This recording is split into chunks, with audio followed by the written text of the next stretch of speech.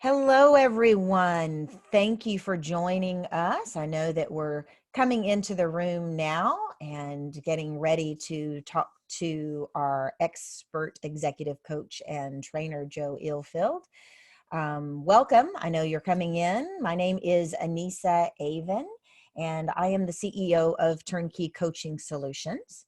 And our webinar today is Seeing Around the Corner, What Leaders Need to Do Now to Guarantee Their Team's Success for the Future. So we always like to get started right on time. And I want to say thank you for joining us for our Leading in a Crisis Summit. Business and HR strategies for navigating change and chaos. And our intent today is to give you actionable tips and strategies that you can take back to your team. So Joe, if you'll hit the deck, we'll go on to our sponsors. I'd like to introduce our sponsors today of our virtual summit. It's Whitmarsh Consulting Group. David Whitmarsh and his team are professionals in multi-channel marketing and HR information technology consulting. So do reach out if David or his team can be supportive in your marketing efforts. Our other sponsor today is Insperity.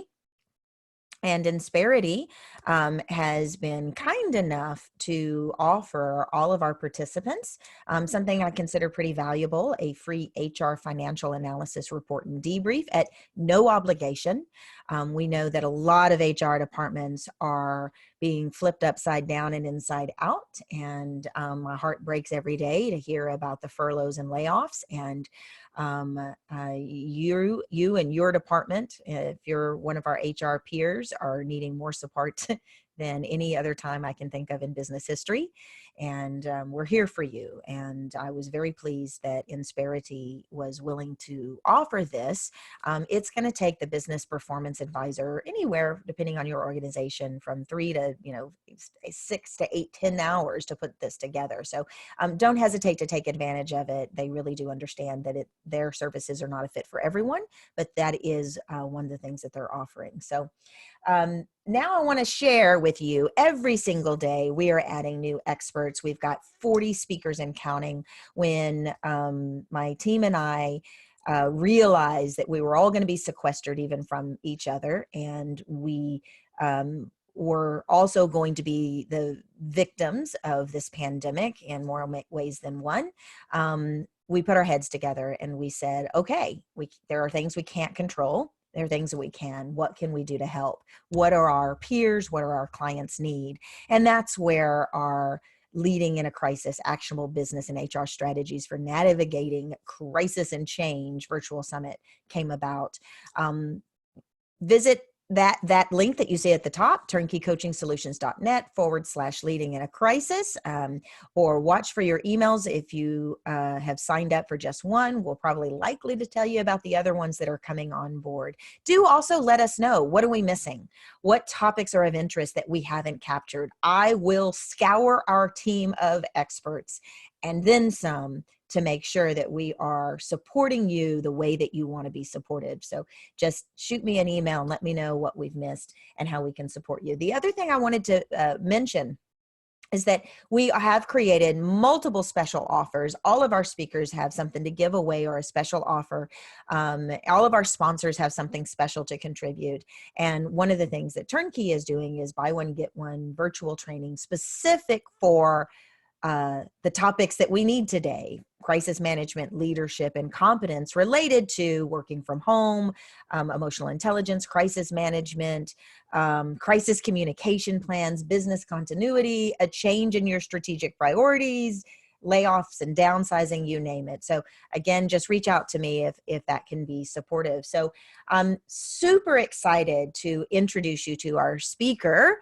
Well, that's one of them. That's me though. Yeah, let's get on to the important one. So Joe Ilfield is someone that has really just aligned with Turnkey in so many ways. Her values, her competency, how she wants to show up. She is a consummate professional in the area of executive leadership, consulting, coaching. She works with a lot of C-suite leaders and a variety of industries and organizations. Joe, what's really interesting is you come from a very different background than a lot of us, and how you came about your expertise. Tell us what makes you the expert on seeing around the corner and what our leaders need to know right now. Gosh, that's a great question to start out. And I think one of the things that makes me the expert in it is just having helped so many leaders, over 10 years of helping them see around the corner and, going through it with them and seeing what they saw coming, what they didn't see coming, and how you prepare yourself as a leader to be the kind of leader who can be adaptable and can work when there's a lot of complexity and a lot of things going on and it's hard to predict what's happening next. I also have the benefit of teaching in an executive MBA program. So every year I go the whole way through with a class of students and I watch them grow and change over their 17-month programs. And I see what are the skills that they can really build and develop that make them successful, not just during the executive MBA program, but in the years to follow, because they keep in touch with me and tell me, what has really helped. Very good. Very good. Thanks. Should I? Okay. So for those of you who are listening live today, and maybe Anissa, you can do it with me, you and I can do it to start out, but I'd love for you to just take a moment and put in the chat box, what's a rose? What's something that's going well for you right now? Or something you can appreciate even in the midst of all this craziness? And then what's a thorn? What one thing is a stressor for you right now? So, while people are taking a little time to put it in the chat box, I'll ask you, Anissa, what would Yes. be your rose and thorn right now? Well, to be perfectly honest, the one that came up is both my rose and my thorn. I have a teenage daughter. She's 18, freshman in college, and I have a 22-year-old who just graduated from Texas A&M in December.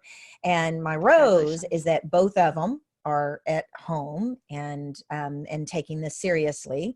My thorn is that my daughter's only mostly taking it seriously. I can't keep her at home, and I'm having a hard time sitting on her. She wiggles. So I know that's really hard. And I could tell some people are already, some people are agreeing with you in the chat box that the rose and thorn for them is the family time. God, thank you, wrote Rose family time, Thorn's family time. Sheila wrote, Rose, my husband and I are being supportive of each other and communicating well. Thorn, the unknown is difficult, which leads to anxiety. Yeah.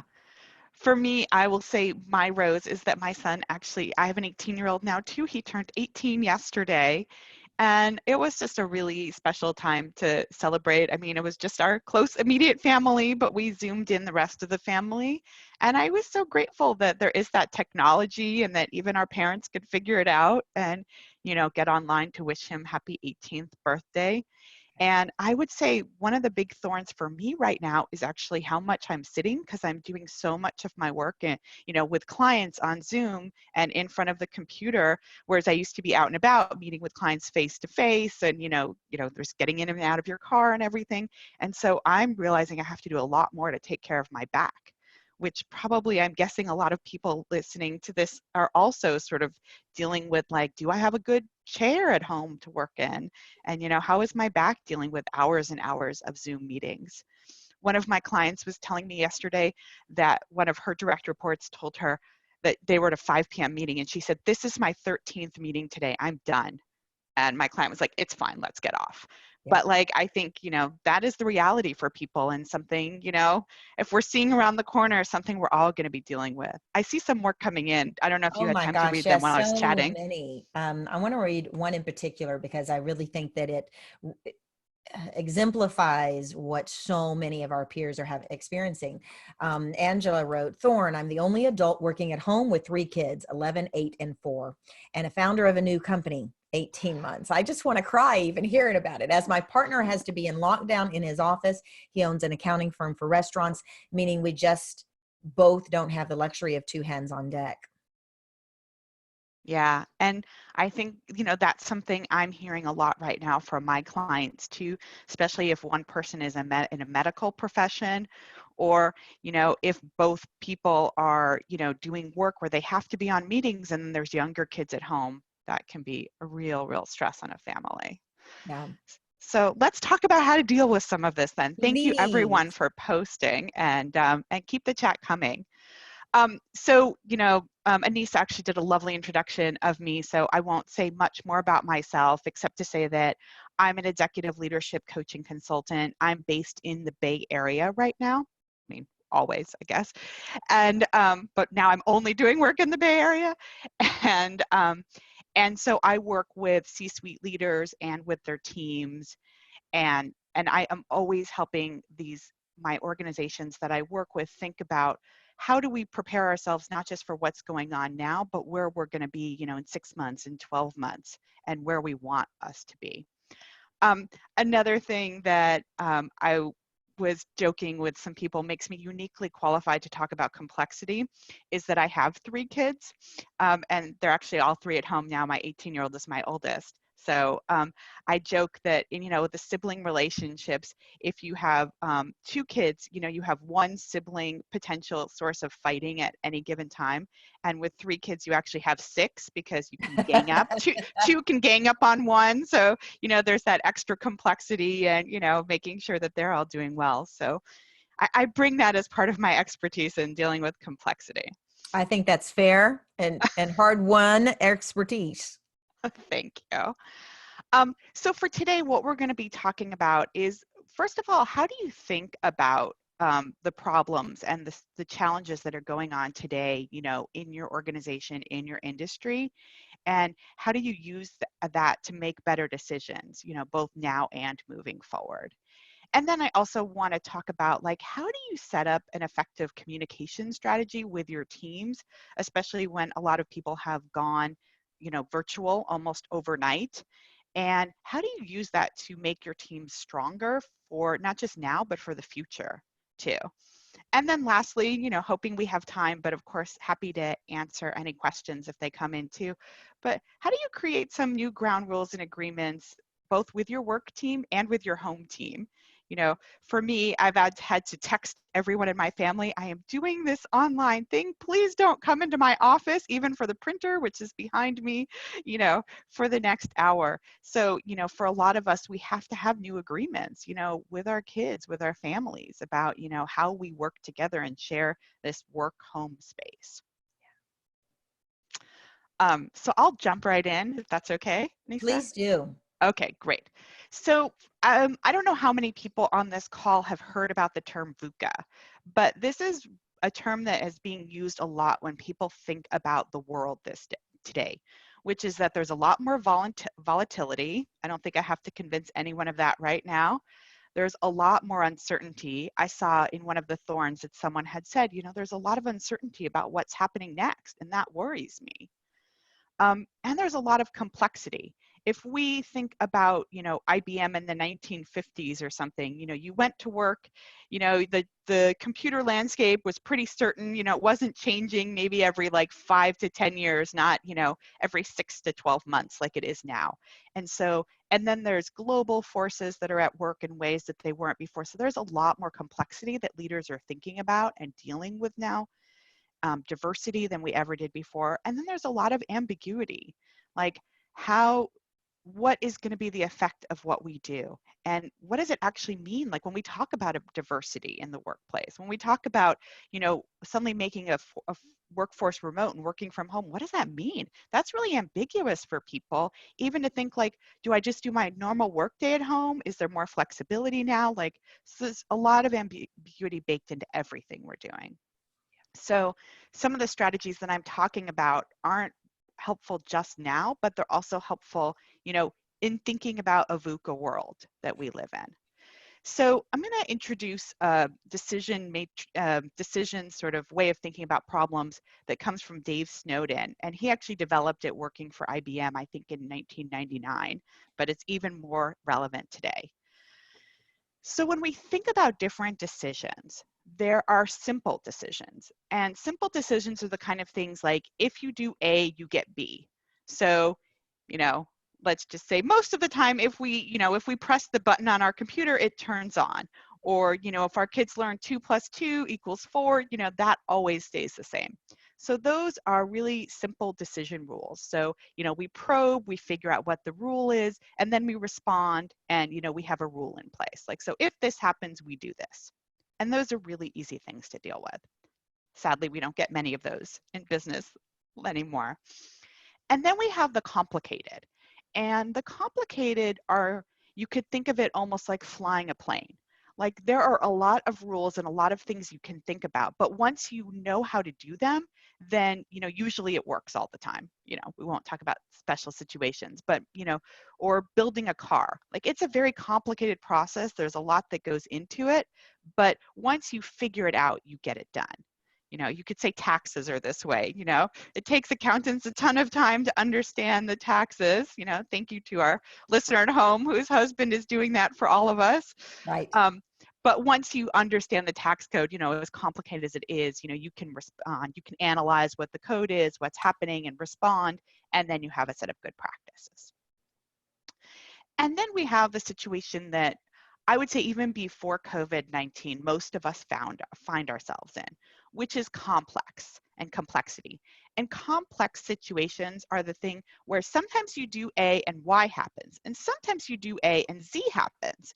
And so the patterns aren't immediately evident to people. And it's not this kind of like you can plug in, even if it takes a long time to find all the numbers, you can plug in and go.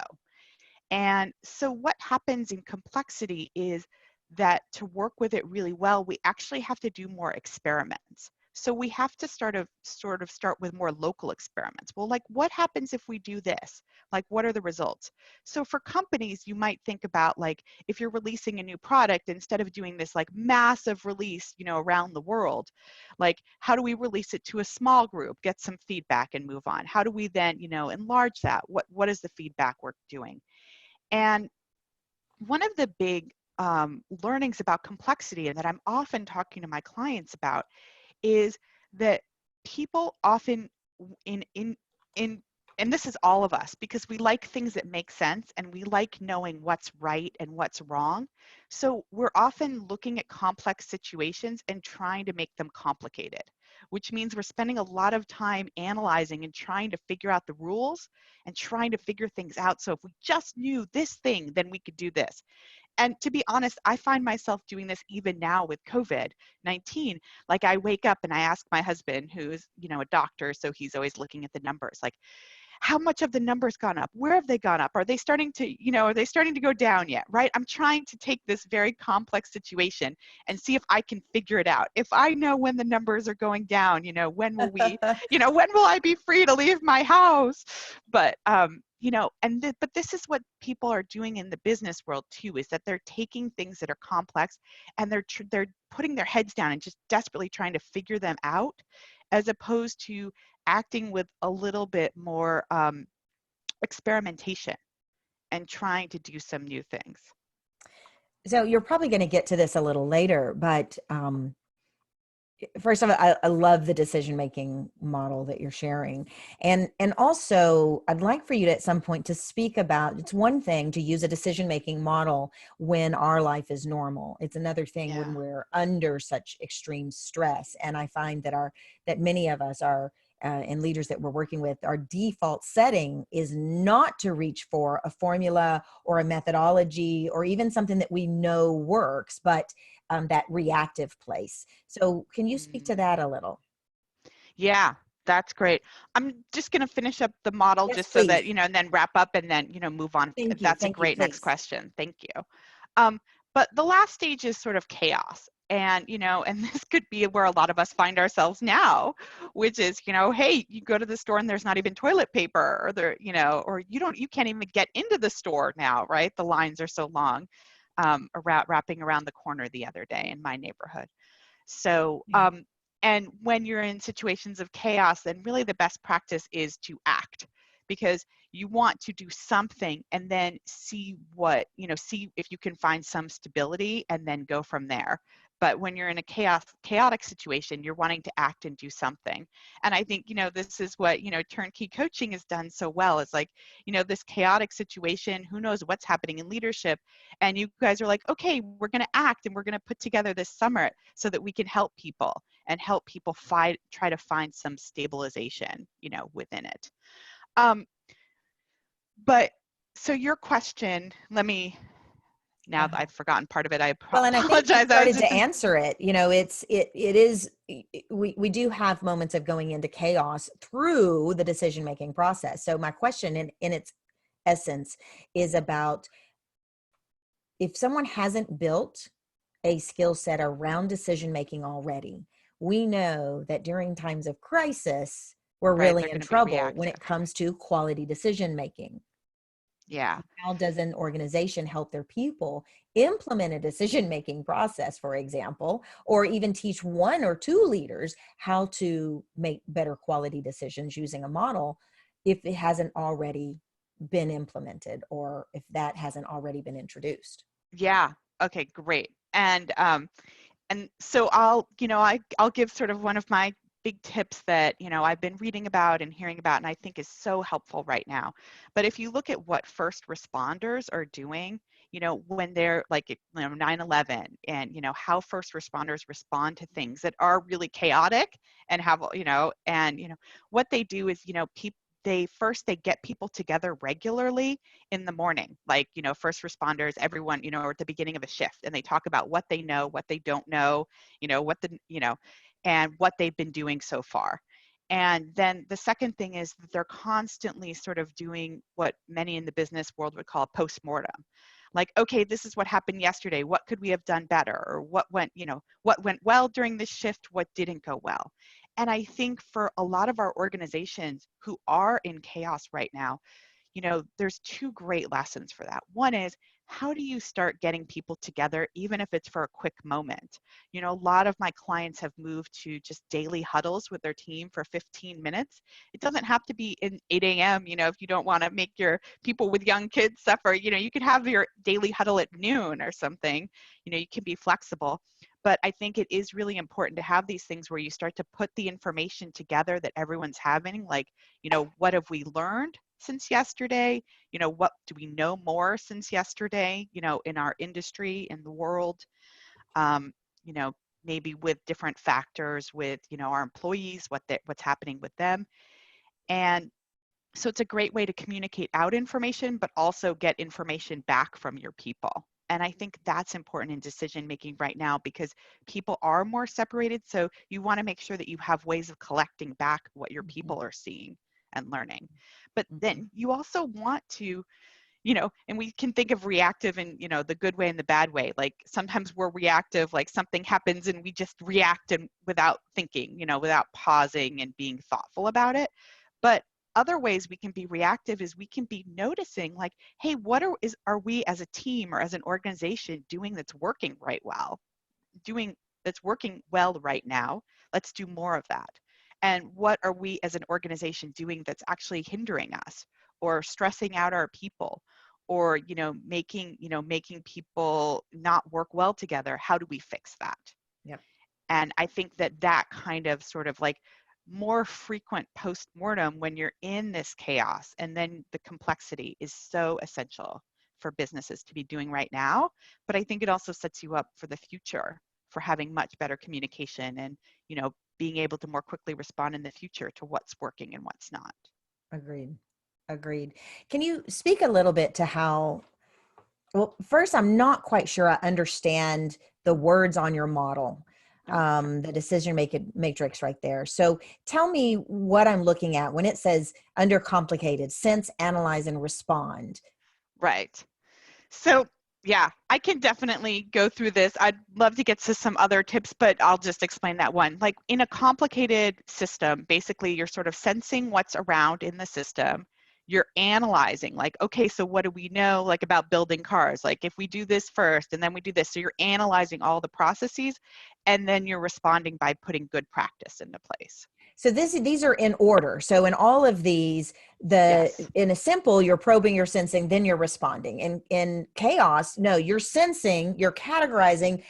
Do I need to run from this? Do I need to stay put with this? And you're responding. So that's very helpful. And I know you're going to get to some other tips. And at some point, I'd like for you to address how to use the model to accelerate decisions, because that's also something that has to happen right now in our companies. The managers need to know how to accelerate the speed with which they are able to analyze and respond Yeah. appropriately. I mean, I think, a lot of what we know about working in complexity is really relevant here because it's this idea of experimentation. I think that for businesses today, you really need, I mean, especially all the time, but especially right now, to have the sense of what can I experiment with? What can I try? What can we try doing? And then, it's sort of that old thing of like throw spaghetti on the wall and see what sticks. But I think the more that you can do that in a thoughtful way, so you throw the spaghetti on the wall and then you actually look at what sticks. Why didn't this stick? Why did this stick? And then you make more experiments from there. But I think that's the way of making faster decisions, is that you don't make billion-dollar decisions. Right now you're making like, okay, well, what's a million, depending on the size of your company, what's a $100,000 decision we can make right now, or what's $1 million decision we can make right now, instead of making, like betting the whole, horse and pony on it. That makes perfect sense. Awesome. Thank you. Um, and this sort of starts to also go to what you're talking about with decisions. This is actually, it's part of a video. I screenshotted it from Chicago in the Shed Aquarium. I'm actually from Chicago. So they let the penguins out during, during COVID-19, because to see their surroundings and what they're able to see around them. And so I just thought this was, first of all, adorable, but second of all, Wait, are we going to be able to Google what this video is? yeah, you can, it's on Instagram. You can, Shed Aquarium on Instagram. You can see it. It's gotten a lot of Okay. likes. But I thought this is really what we're doing right now in companies, is like there's a lot going on, and there's a lot going on, in our department, in other people's departments, in other functions, in other companies. And how do we as leaders become the one who's both finding out about that and communicating that back to our people? I think right now that's more essential than ever, to sort of, as a leader, take time to understand what is happening around me. What's happening around me in my department, what's happening around me in my company, what's happening around me in my industry, in the world. So you can start to see that. And then you can also start to share that with your people. I think right now, what people are really looking to their leaders to do is to be transparent about what they know and what they don't know. And of course, you can, as a leader, it is possible to over communicate and overwhelm your people with, all hands meetings and everything, right now. But I do think, having that daily check-in, one of my clients I was talking to is doing a letter, like an email every day to their whole organization, which is an essential service. So everyone is still working in that organization, but some remotely, some not. But a letter, so that the people who are at home and feel disconnected from what's happening on site know what's happening, and the people who are on site and feel disconnected from their remote colleagues and what's happening out there because they're so busy on site. It's this way of getting people together and sharing information, sharing what we do know and what we don't know. And I think that if you look at with work, people who questions people have about whether workers will be furloughed, whether there will be layoffs. I think as a company and as an organization, it's really important to communicate what you do and don't know about that. You're not making promises to people, but you're saying, like, at this point, we're not planning on laying off people. Or at this point, I have one organization, they have had to furlough a lot of their workers. And they said, we're furloughing you right now. And then this is our plan to bring you back, assuming that, things happen in May. So, I mean, of course, things might not happen in May, and then they know they'll have to go back and revise that. But I think that is one of the big things that gets people loyal to you and has your team build trust, even during this time, is to know that is to not allow that water cooler conversation to happen, which might be happening via Skype chat and, Slack channels now rather than by the office water cooler. But you want to be the leader of the information that's coming out about your company or your department or your sector of the world, rather than trying to catch up with the gossip or having people come get to you that way. So you're really identifying something that I think during a crisis is difficult for many people to manage, myself included. And that is seeing around the corner, knowing that how my actions or our actions as leaders are going to impact our team and getting ahead of that. And I think that it's difficult enough in times of normal business to take for granted that people can just catch the ball that we throw to them. And if they don't, well, bad on them. Oops, I can say I'm sorry later. And what you're sharing with us right now is, no, this is not a time. Yes, it's a time for experimenting. Yes, it's a time for throw out options when it comes to what do we do with this. But you're also saying have foresight when it comes to communicating your plans and engaging your employees in the decisions. Yeah, I think that's exactly right. And I think that, similar to what I said before about how you do that post-mortem, how you learn from your employees too, you really want to create two-way communication streets. So you want to be communicating out, what you think is happening, what you think the priorities are, what you think what you think your people should be focusing on, but you also want to hear back from them. One of my clients was actually telling me yesterday, we were talking, and she told me that one of her employees, they were going to cut this project. I mean, it wouldn't have affected this employee's workload or job or anything, but they were just going to cut some part of a project she was working on. And she actually made the case, no, you shouldn't cut this project, and this is why. And, and my client, took it right back up to the CEO and the executive team, and they said, yeah, you're right, that's actually a good idea. So here she was able to learn from her employees and, and get that perspective of like, no, this is why this project shouldn't be cut, and this is why this could be, is a crucial project for us. Because oftentimes, the exec team is making decisions without all the information. We all are right now. But then allowing that information to come back to us and being willing to change and experiment, with something new is, I think, so crucial right now. And that's a very fair statement that foresight does depend also on that two-way communication. We have an associate who is working for a company who it's a manufacturing company and they get many of their parts from China. And so they knew months ago what was happening there, and they could have made a crisis management plan way back when. And she actually brought this to her boss, who said, we're not going to do anything in response to this corona thing. It's not going to hit us like that. I'm not going to make my marketing plan based on that, which at the time, everyone said, well, okay. And now the company has laid off about 80-90% of their employees. And they don't know what they're going to do, because for them, That's it's going to last a lot heartbreaking. longer. It's heartbreaking. Horrid. And I'm sharing that because what you're sharing about two-way communications cannot go understated. How do our HR professionals and our leaders actually ask for that two-way communication? How do they be receptive to that? And what's a methodology to make that dialogue real for people? Yeah. No, I think that's great. And I think there's questions, that you can sort of ask your people, like, what are we doing? What are we doing that's going well, that's working right now, that we should keep doing, the stop, start, continue, what should we start doing that we haven't been doing that would be really effective? And what's something we should stop doing that isn't effective right now? One of my C-level clients has, a very ambitious CEO who has, very ambitious plans for the company. And, they're in healthcare right now, so they are swamped. It's not a question of laying off people, it's more a question of managing the deluge. And she says, like, we have to, as a company, figure out which part of the plans that we need to let go of, because this is just not all happening right now. So I think what you start doing is just as important as what you stop doing. Very And, good. letting your employees say, like, these are what we're dealing with right now.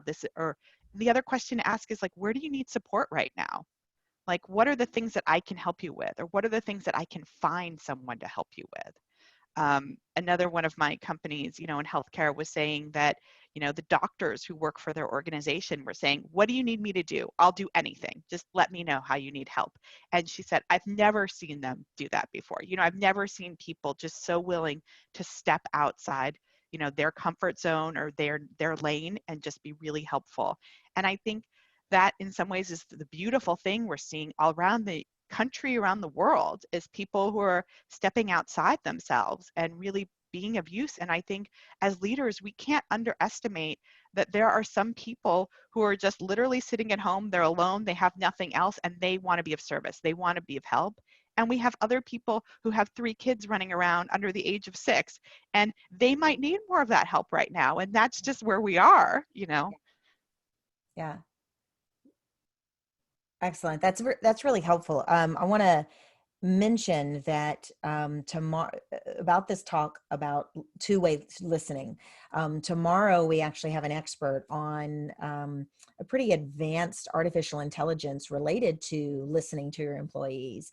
Wow. It's actually the CEO of Weave.ai, and he's speaking on crisis communication and employee feedback, how to create the rally effect your company needs, and that's tomorrow at 11:30.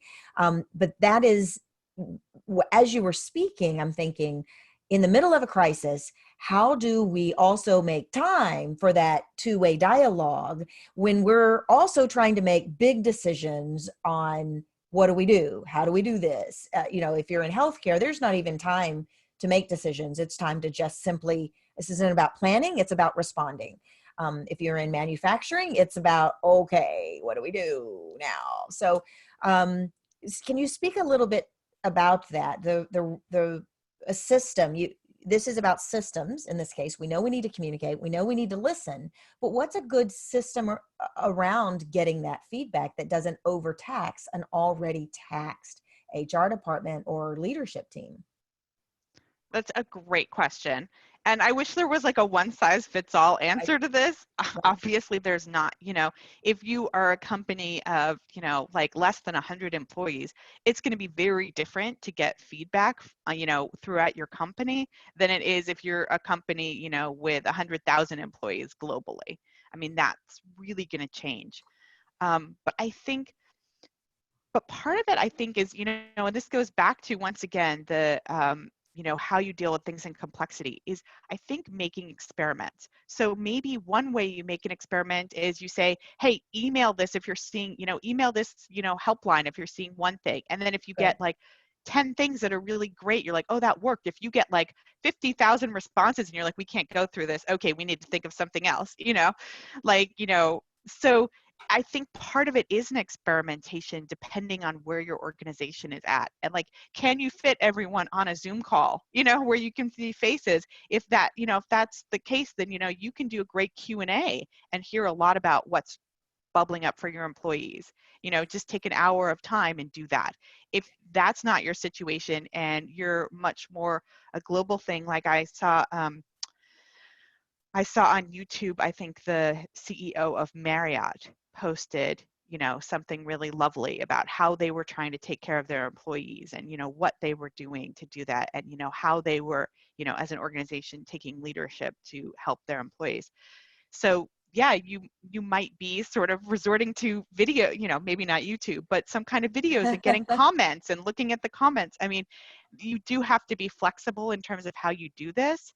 But I think being willing to try certain things and making it clear to people that you do care about having a two-way conversation, that it isn't just a one-way conversation, I do think goes a long way. And I do think that a lot of what organizations are doing right now, it will change for the future, how people view them in terms of trust, both their employees and their customers, in terms of how people handled things. I just posted in the chat box. I'd love to hear from the folks on the call. What are you guys That's great. doing that is effective, that is successful in listening to your employees or not? What are you considering doing? Yeah, You know, maybe even post, or has your organization been listening to its employees so far? Like, that'd be great, interesting things that for I would everyone to like to know. get definitely some good feedback about that. You know, it's not necessarily a time for a big engagement survey. That's not going to work. No. Everyone, up what you're doing, Uh, and we're Okay, so Scott says they're doing daily huddles, AM and PM. daily So that's check-ins. Excellent. awesome. Asking employee daily check-ins, asking employees how they're doing and connecting with them. So these are great. Like, you can see some organizations and teams, they have it. They, sort of, it might be even a natural for them. For others, it might be like a shift of how they view communication, in their organization. But I think now is in some ways an amazing time to shift, because in the middle of this, you have opportunities. You have opportunities to be nimble and try new things, and people forgive you if you get it wrong right now. I think that a lot of big organizations and small often feel like they're under the microscope. And if they do one stupid thing, like the whole world, like, oh my God, what were you thinking doing this thing, whatever. But I think right now people are really forgiving. And so I think this is the chance to try some things as an organization and be more responsive, and see what happens, see if it works or how it works best. Yeah, yeah, very good.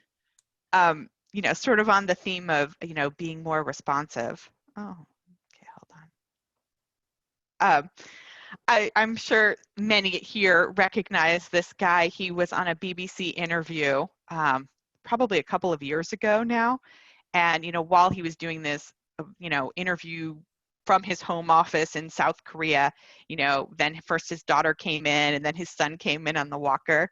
And it's pretty much the funniest video, one of the funniest videos I, as someone who works at home a lot, has ever seen.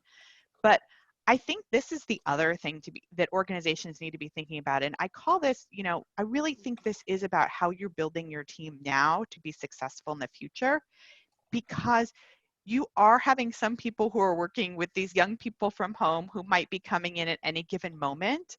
And, and you're working with other people who have kids who are in remote schools, that they're on the phone lines, that the Zoom lines, like in my household, we can have 5 people on Zoom at once. Like, luckily so far it has stayed during this. My boys are on spring break, so they don't have any class right now. So we have 2 down anyway. But, I think that this is a really important time for companies also to take a lead in terms of how do we help employees manage work-life balance? And how do we as a company become more flexible with the challenges that people do have in managing it?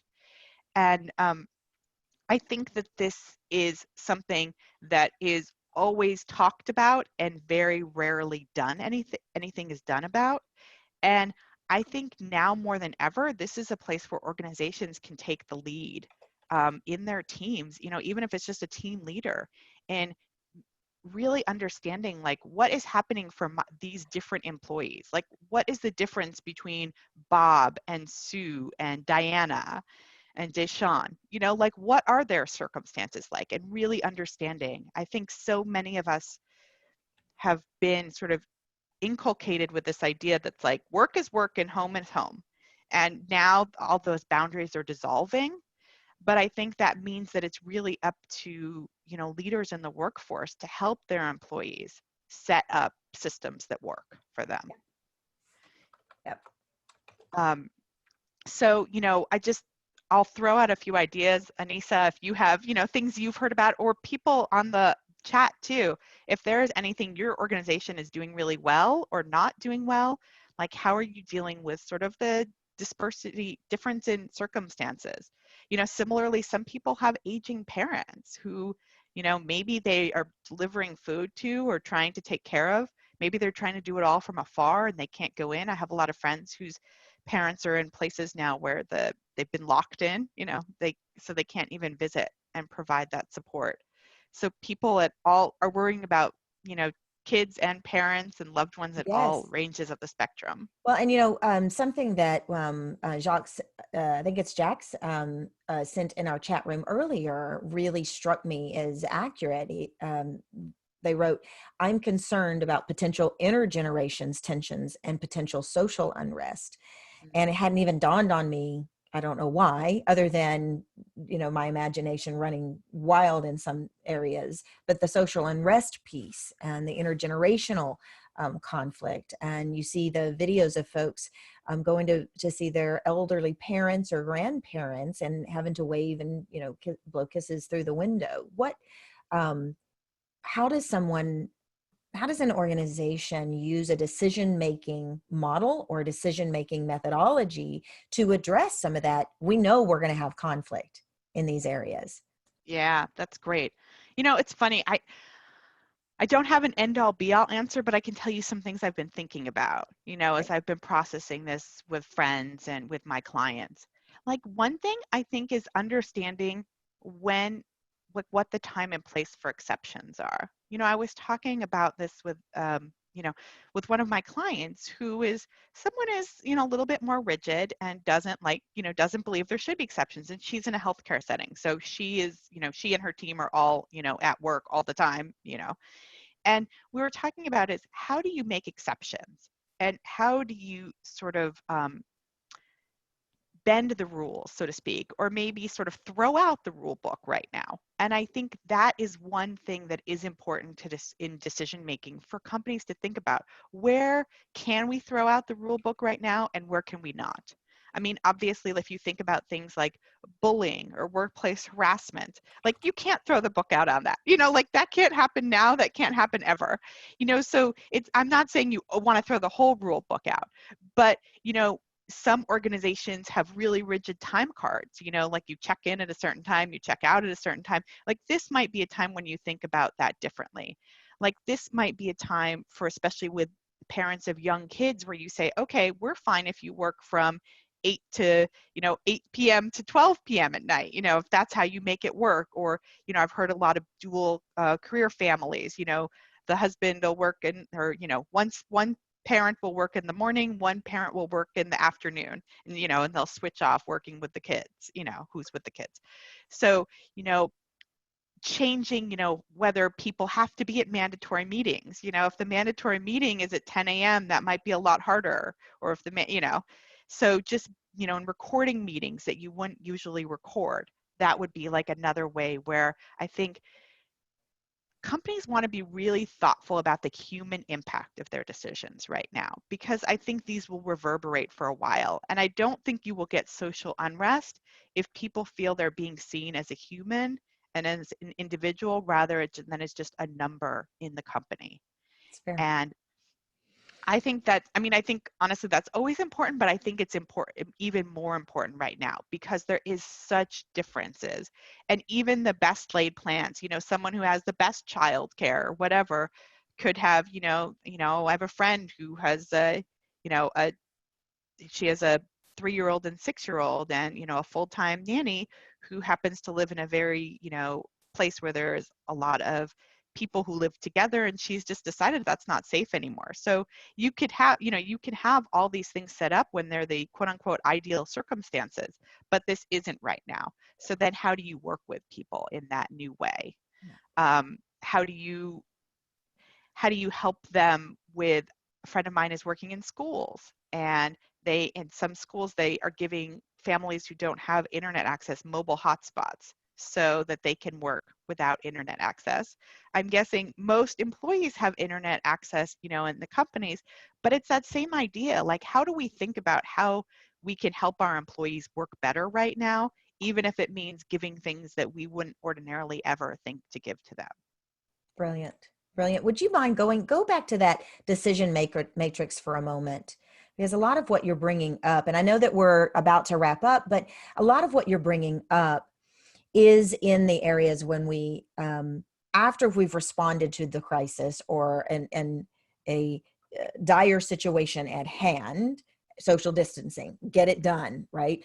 Lock down, make that happen, etc. Then you're looking at, in this decision-making model, is the goal to learn how to categorize what's in front of you pretty quickly, so you can determine, is this a complex situation where I just, need to respond? And I think a lot of us do this naturally, but how are people that are taking a decision-making model like this and implementing it with their team, finding it to be helpful? What's the impact of that or not? Great question.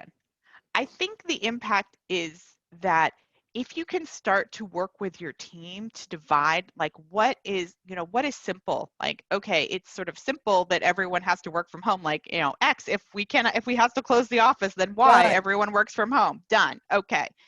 Then, it might be complicated. How do we get everyone computers logged on, being able to get, remote into their, desktop at work, whatever, these things. So those things can be complicated, but they can be done. Like, we've figured out how to remote into different desktops, how to set up technology systems, how to, get people all onto Zoom or Ring Central or WebEx or whatever it is. So those are sort of the complicated decisions that, happen right now.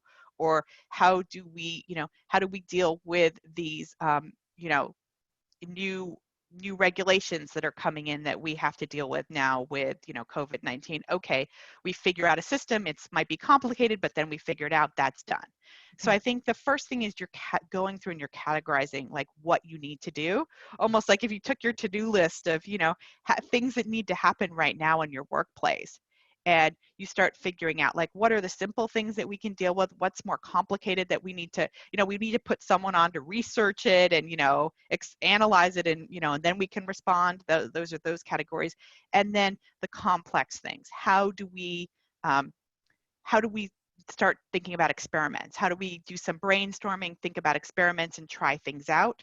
And then the chaos, like where are the places right now that we just need to act to stabilize? Like where are people's panic buttons going off so, so hard that, maybe the CEO says, look, everyone's getting 80% pay, but we will pay you definitely through June. You know what I mean? Like, Yeah. and so like there's a, so then the CEO acts or someone acts, and then that stabilizes some of the chaotic parts of the system too.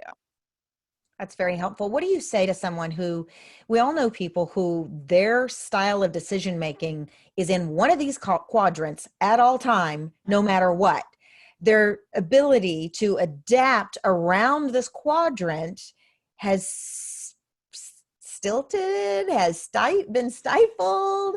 They Yeah. don't believe that there's a reason to adapt their decision making. How might someone support someone in understanding the need for clarity like this?